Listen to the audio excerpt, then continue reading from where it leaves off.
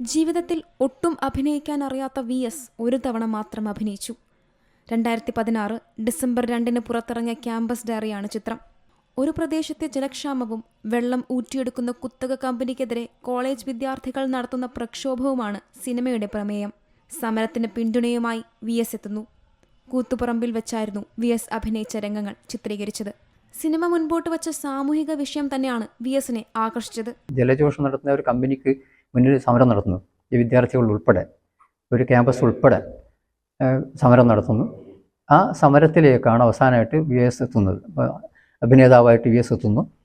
VS ഈ സമരക്കാർക്കൊപ്പം നിന്ന് വളരെ ശക്തമായി ഇതിനെ സമരത്തെ അനുകൂലിച്ച് ഈ ജലചോഷണത്തെ എതിർത്തുകൊണ്ട് സംസാരിക്കുന്നു.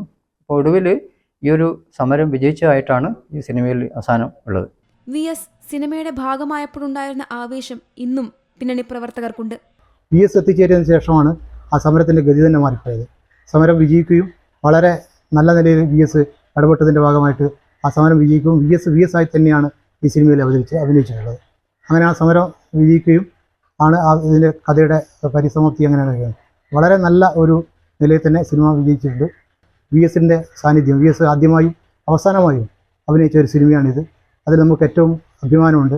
പ്രത്യേകിച്ച് VSനെ പോലുള്ളൊരു മനുഷ്യൻ, അദ്ദേഹത്തിൻ്റെ ആ ലാളിത്യം നമ്മൾ ആ സിനിമയുടെ ഉടനീളം നമ്മൾ അഭിനയിക്കുന്ന സമയത്തൊക്കെ വന്ന സമയത്ത് നമുക്ക് അനുഭവിച്ചറിയാൻ പറ്റിയിട്ടുണ്ട്.